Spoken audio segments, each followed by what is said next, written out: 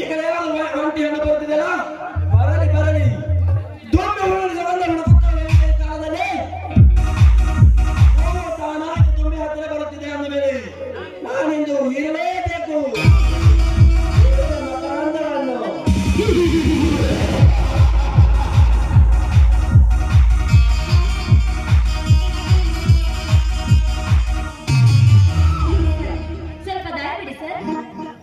ಬಿಡುತ್ತೇನೆ ಅಂದಾಗೆ. ಯಾರು ನೀನು? ಈ ಊರಿಗೆ ಹೊಸವಳ? ಇಲ್ಲ ಸರ್, ಇದೇ ನನ್ನೂರು. ಈ ಊರಿನ ರಾಮನ ತಂಗಿ ಸಾವಿತ್ರಿ ಅಂತ. ರಾಮನ ತಂಗಿ ಸಾವಿತ್ರಿ?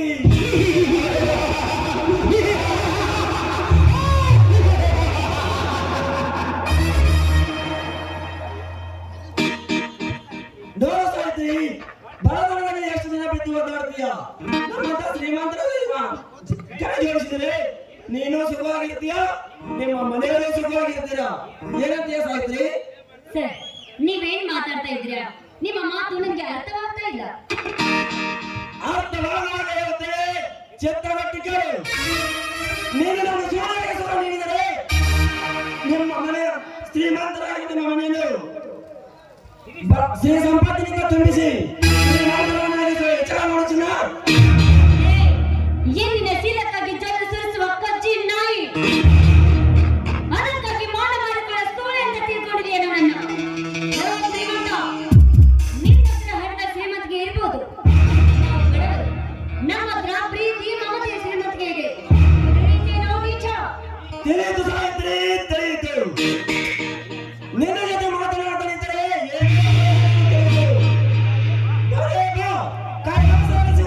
ನಿನಗೆ ಇಲ್ಲೇ ತೋರಿಸುತ್ತೇವೆ. ಬಾ.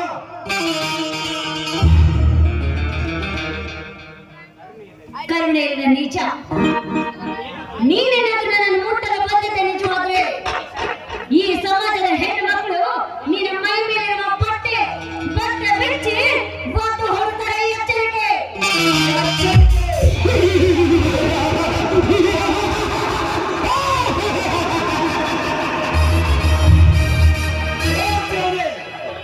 ಅದೇ ಈ ಸಮಾಜದ ಹೆಣ್ಣು ಮಕ್ಕಳಿಂದ ಈ ಸಮಾಜದ ಹೆಣ್ಣು ಮಕ್ಕಳು ಹೇಗಿದ್ದಾರೆ ಅನ್ನೋದು ನಿನಗೇನು ಗೊತ್ತು? ನಿನ್ನಂತೆ ಕಾಲ ಕಳೆಯಬೇಕಾಗಿ ಕಟ್ಟಿಕೊಂಡ ಗಂಡನಂತೆ ಸಮಾಧಿ ಮಾಡಿ ನಿನ್ನಂತೆ ಕಾಲ ಕಳೆಯಲು ಈ ನಿನ್ನ ಸಮಾಜದ ಹೆಣ್ಣು ಮಕ್ಕಳು ಗಂಡನಿಗೆ ಸುಖವಾಗಿರ್ತೇವೆ ಸ್ವರ್ಥ ಬರುತ್ತೇವೆ. ಗಂಡನ ಮನೆಗೆ ಹೋಗುವ ಮುಂಚೆ ಗರ್ಭಿಣಿಯವರು ಈ ನಿನ್ನ ಸಮಾಜದ ಹೆಣ್ಣು ಮಕ್ಕಳು. ಇವರ ಬಗ್ಗೆ ಹೋದರೆ ಸಮಯ ಸಾಲದು.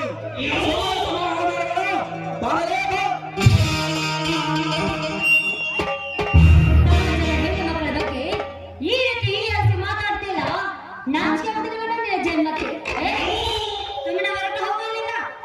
ಸೋಮನೆ ಬಂದಿಲ್ಲ ಸಾವಿತ್ರಿ. ನಿನ್ನ ತೋಟಕ್ಕೆ ನನ್ನ ತುಂಡಾದ ಹೆಣ್ಣು, ನನ್ನ ತೋಟಕ್ಕೆ ನಿನ್ನ ತುಂಡಾದ ಬಂದಿರುವೆ. ನಿನ್ನ ಜಂಗುಳಾಗಿನ ಜಲಕ್ಕೆ ಸುಮ್ಮನೆ ನೀಡಲು ಬಂದಿರುವೆ. ನಿನ್ನ ಮೆಲನಕ್ಕಾಗಿ ನನ್ನ ದೇಹ ಕಾಮವನ್ನು ಬಂದಿರುವೆ. ಈ ನಿನ್ನ ಹೇಸಿ ಆಸ್ತಿಗೆ ಬಲಿವಾಗ ಹೇಸಿ ಹೆಣ್ಣು ನಾನಲ್ಲ. ಪ್ರಸಂಗ ಬಂದಿದ್ದ ನಿಜವಾದ್ರೆ ಈ ನನ್ನ ದೇಹನ ಸಿಳಿ 10 ನಾಣ್ಯಗಳಿಗೆ ಹಂಚುವ ಹೆಣ್ಣು ನಾನು. ಸಾವಿತ್ರಿ, ಅದೇ ಇದುವರೆಗೆ ನನ್ನ ಕೆಳಗೆ ಹೋಗಲಿ ಯಾರು ಬರಲಿಲ್ಲ ಅಂದಾಗ ನಿರ್ಜಲವಾದ ಕಾಲ ಒಂಟಿ ನಿಮ್ಮಿಂದ ನನಗೆ ಬರುತ್ತವೆ. ಸಾವಿತ್ರಿ, ಗುರಿಗಳಿಂದ ಪಾರಾಗಬಹುದು, ಆದರೆ ಹಾವಿನ ಹೊತ್ತಿನ ಕೈಟ್ಟು ಸಾವಿನಿಂದ ಪಾರಾಗಬಹುದು. ಈ ಕಾಲಿಂಗನ ಕಾಮಜಾಲದಿಂದ ಪಾರಾಗಲು ಸಾಧ್ಯವೇ ಇಲ್ಲ. ನನಗೇನು ಮಾಡಬೇಡ.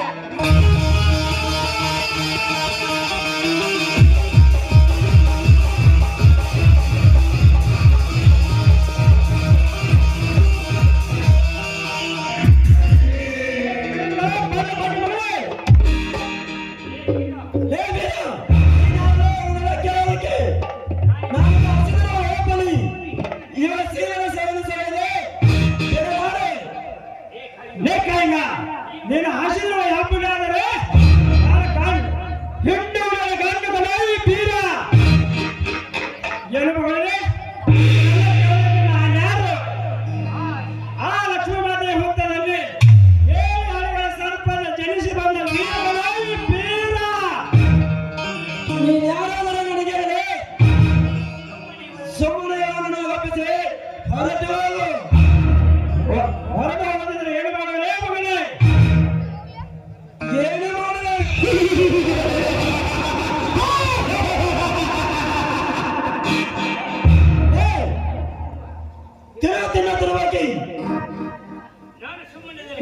ಕಣ್ಣುಗಳಿದ್ದರೆ ಕಾಳಿಂಗ, ಸಿಡಿದದ್ದು ಎಡೆ ಬಿಚ್ಚಿ ಕಣ್ಣು ಬಿಟ್ಟರೆ ಪ್ರಾಣ ತೆಗೆಯುವ ಕಾಳಿಂಗ. ಏ ಹುಚ್ಚ, ನಿನ್ನ ಪ್ರಾಣ ತೆಗೆಯುವ ಕಾಳಿಂಗ ಸರ್ಪ ಹೋದರೆ ಈ ಸರ್ಪಗಳ ಮೇಲೆ ಸವಾರಿ ಮಾಡುವ ಗರುಡರಾಜ ನಾನಾಗುವೆ. ಗರುಡರಾಜ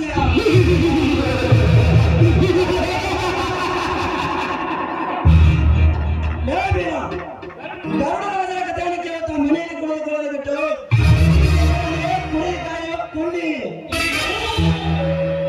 ಬಂಡ ಬಂಡಿ ಮಗನೇ, ಜಾನರಿಗೆ ಮಾತಿನ ಪೆಟ್ಟು, ಜನರಿಗೆ ದೊಣ್ಣೆ ಪೆಟ್ಟು, ನಿಮ್ಮಂದರಿಗೆ ಬಾಯಿ ಮಾತಿನಿಂದ ಹೇಳಿದರೆ ಅರ್ಥ ಆಗೋದಿಲ್ಲ.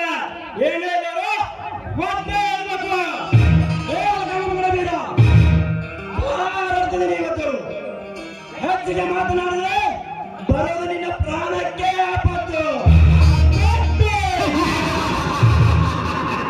ಅದೇ ನನ್ನ ಪ್ರಾಣಕ್ಕೆ ಆಪತ್ತು. ಲೇಖಲಿಂಗ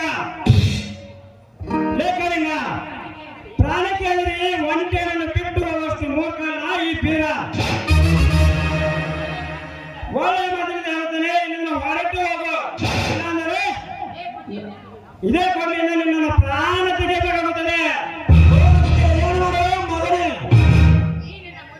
ಈ ನನ್ನ ಪರಶುರಾಮನ ಕೋಟೆಯಿಂದ ನಿನ್ನ ಮುಂಡದಲ್ಲಿ ನನ್ನನ್ನು ಬೇರ್ಪಡಿಸಿ ನಾಯಿಗಳಿಗೆ ಬಲೆ ಕೊಡಬೇಕಾಗುತ್ತದೆ. ಇವನಿಗೆ ಮುಕ್ತಿ ಕೊಟ್ಟರೆ ಏನೋ ಪ್ರಯೋಜನವಿಲ್ಲ. ಇವನಿಂದ ಇನ್ನೂ ದೇಸಾಯ ಕೊಲೆ ಆಗಬೇಕು. ಹೋಗುತ್ತೇನೆ ಬೀರ, ಹೋಗುತ್ತೇನೆ. ಸಮಯ ಸಾಧಿಸುವವರೆಗೆ ಇವ ಶೀಲದ ಜೊತೆ ಚೆಲ್ಲಾಟವಾಡಲು.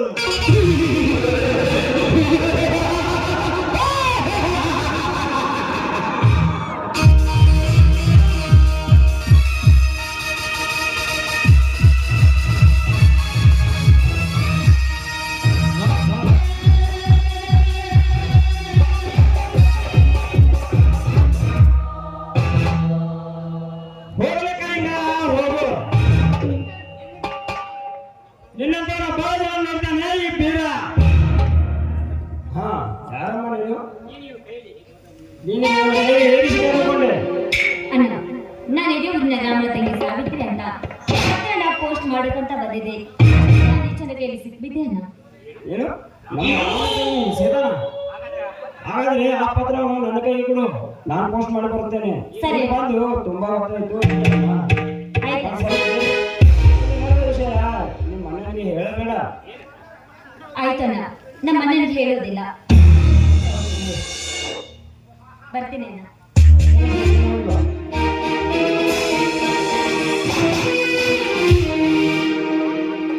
ಏನಪ್ಪ ಮಹಾತ್ಮ ಗಾಂಧೀಜಿ ಮಧ್ಯರಾತ್ರಿ ಸ್ವತಂತ್ರ ತಂದು ಕೊಟ್ಟು ಹೆಣ್ಣು ಮಕ್ಕಳು ಭಯವಿಲ್ಲದಂತೆ ಹೋರಾಡಲೆಂದು. ಆದರೆ ಈ ಜಗತ್ತಿನಲ್ಲಿ ಇಂಥ ಬಡ್ಡಿ ಮಕ್ಕಳು ಬದುಕಿರಬಾರದು. ಜೀವಂತ ಸಮಾಧಿ ಮಾಡದಿದ್ದರೆ ಬೇರನೇ ಅಲ್ಲ.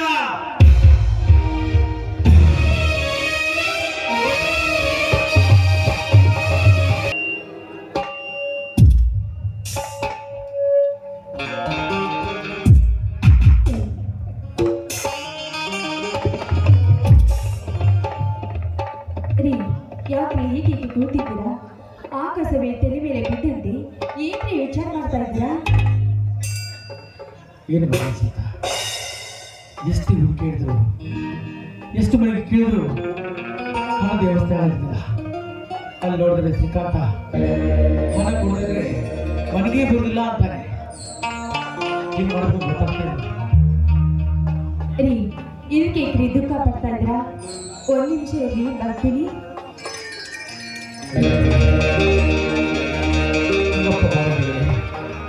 ಒಂದು ವೇಳೆ ಹಣ ಸಿಗದೆ ಹೋದ್ರೆ ಇಲ್ಲಿ ನನ್ನ ತಮ್ಮ ನನ್ನಿಂದ ದೂರ ಆಗ್ತಾನೆ ಇಲ್ಲ.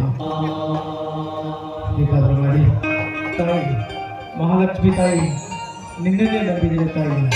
ಈಗ ದಾರಿ ತೋರಿಸಮ್ಮ, ದಾರಿ ತೋರಿಸಿ.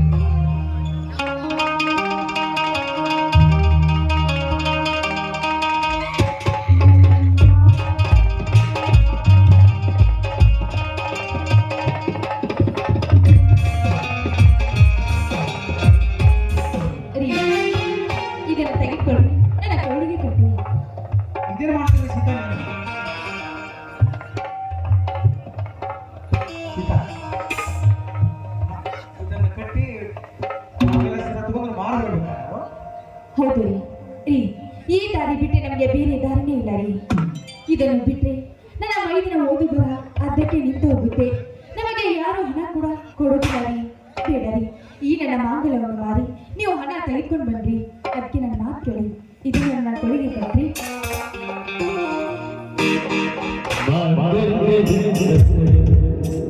ಶ್ರೀಮತಿಗೆ ಸಿರಿಯವರು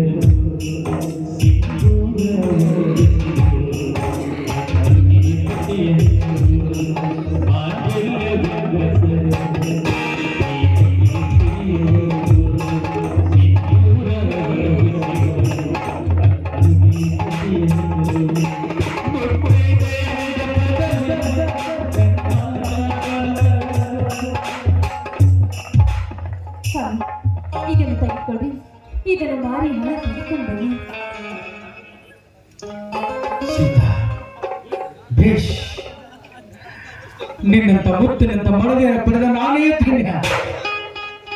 ಹಿಂದಿನ ದುಡ್ಡಿನ ದುರಹಂಕಾರಗಳಲ್ಲಿ ಮದುವೆಯಾದ 3 ದಿನದಲ್ಲಿ ಮೈದನರನ್ನ ಮನೆ ಬಿಟ್ಟು ಹಾಳಾಗುವ ಅತ್ತಿಗೆ ಹೆಸರಾಯಿತು. ಅಂಥವರಲ್ಲಿ ಮೈದನೇ ತನ್ನ ಸ್ವಂತ ಮಗ ಎಂದು ಅವರ ಶಿಕ್ಷಣ ಖರ್ಚಿಗಾಗಿ ನಿನ್ನ ಮಾಂಗಲ್ಯ ಸರವನ್ನು ಹಾಕ್ತಾ ಇದೆಯಾ ಅಂದ್ರೆ ನೀ ನನ್ನ ಸತಿ ಅಷ್ಟೇ ಕೆಲವೇ. ನನ್ನ ಸತಿ ಸಂಸಾರ ಜ್ಯೋತಿ ಕಡೆ ನೀನು ಸತಿ ಹೀಗೆ ಮಾತನಾಡ್ತಾ ಇದ್ರ ನಿಮ್ಮಂತ ಪ್ರತಿ ಪಡೆದಬೇಕಾದ್ರೆ ನಾನೇ ಪುಣ್ಯ ಮಾಡಿ ಬಂದಿದ್ದೇನೆ. 7 ಜನ್ಮ ಪುಣ್ಯ ಮಾಡಿ ಬಂದಿದ್ದೇನೆ.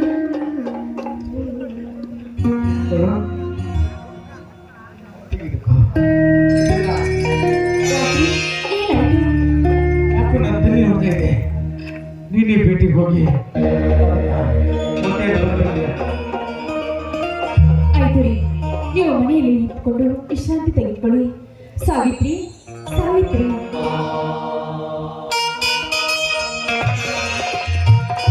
ಏನಾಗಿದೆ ನೋಡೋಣ. ನಿಮ್ಮ ನೋಡ್ತೇವೆ, ತುಂಬಾ ನೋಯ್ತಾ ಇದೆಯಂತೆ. ಸ್ವಲ್ಪ ಬಿಸಿ ಬಿಸಿ ಕಾಫಿ ಮಾಡ್ಕೊಂಡು ಬರೋಣ. ನಾನು ಬೇಗ ಹೋಗಿ ಈಗ ಬರ್ತೀನಿ. ಸರಿ ಅದಕ್ಕೆ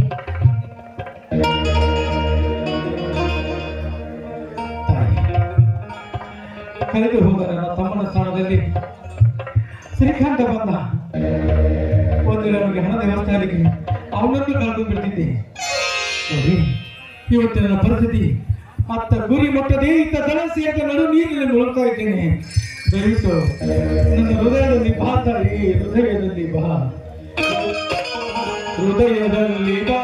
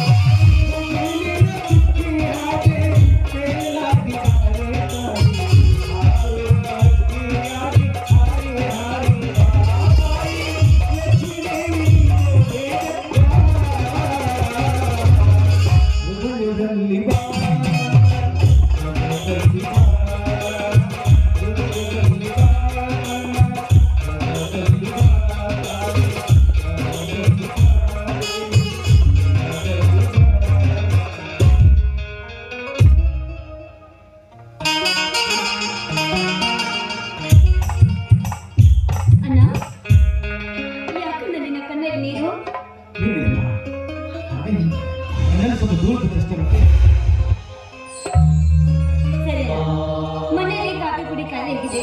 ನಾನು ಹೋಗಿ ತೆಗೆದುಕೊಂಡು ಬರ್ತೀನಿ. ನೀನ್ ಇಲ್ಲೇ ಇರೋಣ. ಮನೆಯಲ್ಲಿ ಕಾಫಿ ಕುಡಿಲ್ವಾ? ಹಾಂ ಬೇಡ, ನೀನೇ ಮನೆಯಲ್ಲಿರು, ನಾನೇ ಅಂಗಡಿಗೆ ತಗೊಂಡ್ಬರ್ತೀನಿ. ಸರಿ ಅಣ್ಣ.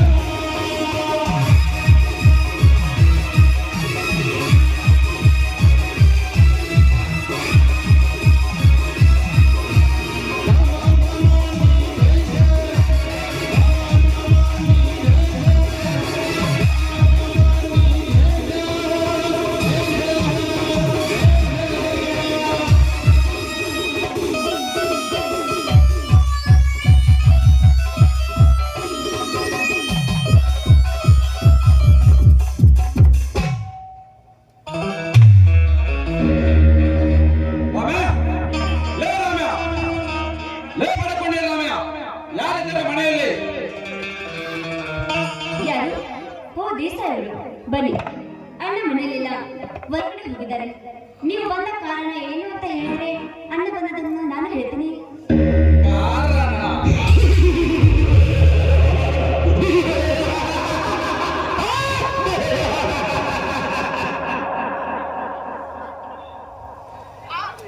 ಕಾರಣವಿಲ್ಲದೆ ಈ ದೇಶ ಯಾರ ಮನೆ ಕಾಲಿಡುವುದಿಲ್ಲ ಸಾವಿತ್ರಿ.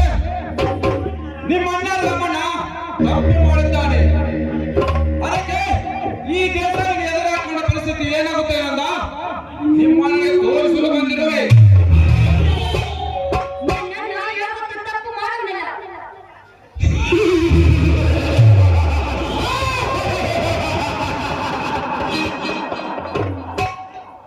ಹೌದಾ? ನಿಮ್ಮಣ್ಣ ಯಾವತ್ತೂ ತಪ್ಪು ಮಾಡುವನಲ್ಲ. ಯಾಕೆಂದರೆ ಅವನು ತ್ರೇತಾಯುಗದ ಶ್ರೀರಾಮಚಂದ್ರ, ನಾನು ರಾವಣ.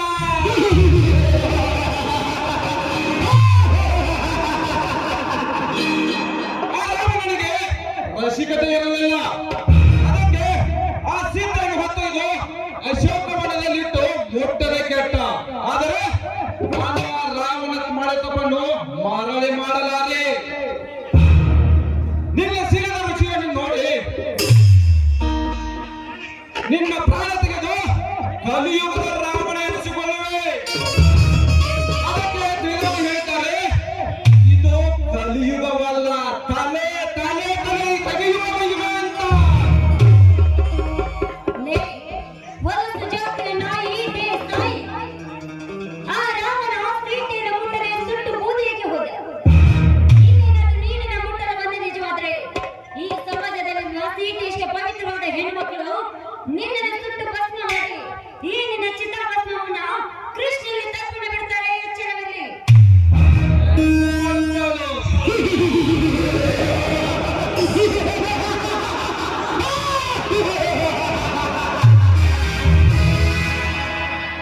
ಅದು ಸಮಾಜದಲ್ಲಿರುವ ಹೆಣ್ಣು ಮಕ್ಕಳು, ಅದು ಸೀತೆಯಷ್ಟು ಪವಿತ್ರವಾದ ಹೆಣ್ಣು ಮಕ್ಕಳು. ಹೇ ಸಾವಿತ್ರಿ, ಪವಿತ್ರತೆ ಬೆಳೆಕೊಳ್ಳಲು ಈಗಿನ ಸಮಾಜ ಮೊದಲಿನ ಸ್ಥಿತಿಯಲ್ಲಿಲ್ಲ. ಗಂಡನೇ ದೇವರೆಂದು ದಿನನಿತ್ಯ ಮತ್ತೊಬ್ಬರಿಗೆ ಬುದ್ಧಿ ಹೇಳಿ ಕಾಮದಾಸಿಗೆ ಮತ್ತೊಬ್ಬರಿಗೆ ಮೈ ಸುಖ ನೀಡುವ ರಂಡಿಯರು ನಿನಗೆ ಸಿಗಲಿದೆ. ಮನೆಯಿಂದ ಹೊರ ನಡೆದರೆ ತಂಗಿಯಾಗಿ ನಟನೆ ಮಾಡಿ 4 ಗೋಡೆಗಳ ಮಧ್ಯೆ ಅದೇ ತಂಗಿ ಸೂಳೆಯಾಗಿ ಸುಖ ಕೊಡುತ್ತಿರುವಾಗ ಇಂಥ ಹೆಣ್ಣುಗಳು ಬಂಡ ರಂಡಿಯರೆಲ್ಲ ನಿಮಗೆ ಪವಿತ್ರರಾಗಿ ಕಾಣುತ್ತಾರೇನು? ಹೀಗಿರುವಾಗ ನಾನು ದುಶ್ಯಾಸನ ತರ ಇಂದು ನಿನ್ನ ಸೀಲವನ್ನು ಸೆಳೆದು ಇಂದ ನಿನ್ನ ಸಿಗದ ರುಚಿಯನ್ನು ನೋಡಿಬಿಡುವೆ. ದೂರ ಸುರಿಯಾಚೆ. ಕೆಟ್ಟ ದೃಷ್ಟಿಯನ್ನು ಇಟ್ಕೊಂಡು ಬಂದು ದ್ರೌಪದಿ ಸೀಲನ ಜೊತೆ ಚಂದ್ರನ ಬರಲು ಬಂದ ಆ ದುಶ್ಯಾಸನ ಯಾರಿಗೆ ಬಂದಿತು? ರಕ್ತದಿಂದ ಕೂಡಿ ಕಟ್ಟಿಕೊಂಡಿರುವ ಆ ಬೆಂಕಿ ಮಗಳ ದ್ರೌಪದಿ ವಂಶ ನನ್ನದು. ಅದರಂತೆ ಏನಾದರೂ ನೀನು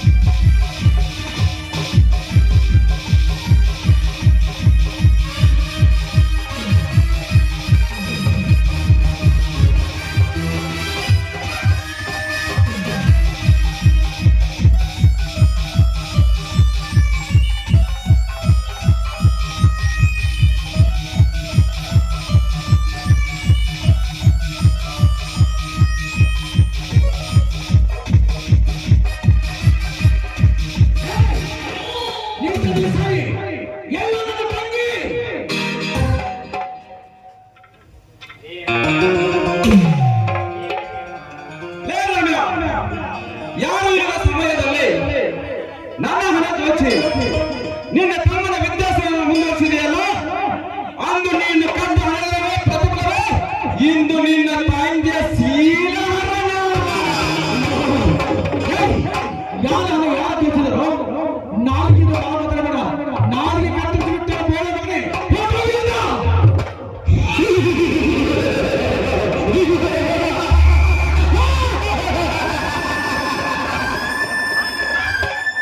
ಜಾನೆ ಸುರಮ ಕಟ್ಟಿ ಹಾಕಲ್ಲ ನನ್ನು. ಬಿಡು ನನ್ನ ಕೈಯನ್ನ. ಬಿಡು ನನ್ನ ಕೈಯನ್ನ.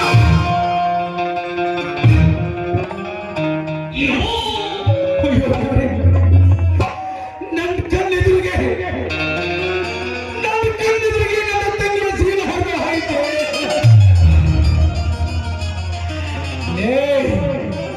ಹೇಗೆ ಕೈ ಕಟ್ಟಿ ಇಂಥ ನೀತಿ ಕೆಲಸ ಮಾಡ್ತೀರ ದೇಸಾಯಿ? ನೀನು ಮಾಡುವ ಕೆಲಸ ಕೈಯಿನ ಬಲಕ್ಕೆ ಹೆಣ್ಣು ಮಾಡ್ತಾಳೆ. ಬಿಡು. ಈ ವಿಶೇಷ ಕಂಠ ದೇಸಾಯಿಗೆ ಎರಡೇ ಗೊತ್ತು, ಒಂದು ಹೆಣ್ಣನ್ನು ಪಡೆಯಬಹುದು, ಇಲ್ಲ ಕಳೆದುಕೊಳ್ಳುವುದು. ಕಣ್ಣಿಟ್ಟ ಹೆಣ್ಣನ್ನು ಕಳೆದುಕೊಂಡದ್ದು ನನ್ನ ಜಾಯಮಾನದಲ್ಲೇ ಇಲ್ಲ. ಇವನು ಬಯಸಿದ ಹೆಣ್ಣನ್ನು ಬಲಾತ್ಕರಿಸದೆ ಬಿಟ್ಟಿಲ್ಲ ದೇಸಾಯಿ. ಏನು ಸಿಹಿಸುವಂತ ಈ ಗೋಳ ಯೌವನ, ಇದುವರೆಗೆ ಈ ದೇಹ ಇಂಥ ಸುಖವನ್ನು ಎಂದೂ ಅನುಭವಿಸಿದ್ದಿಲ್ಲ. ಈ ದಿವಸ ಯಾವುದೇ ಕೆಲಸ ಮಾಡಿದರೂ ಅದರ ಸಾಕ್ಷಿ ಸಹಿತ ಉಳಿಸೋದಿಲ್ಲ. ಇವನು ಜೀವಂತವಾಗಿ ಬಿಟ್ಟರೆ ಇವನಿಂದ ನನಗೆ ಮುಂದೆ ಆಪತ್ತು.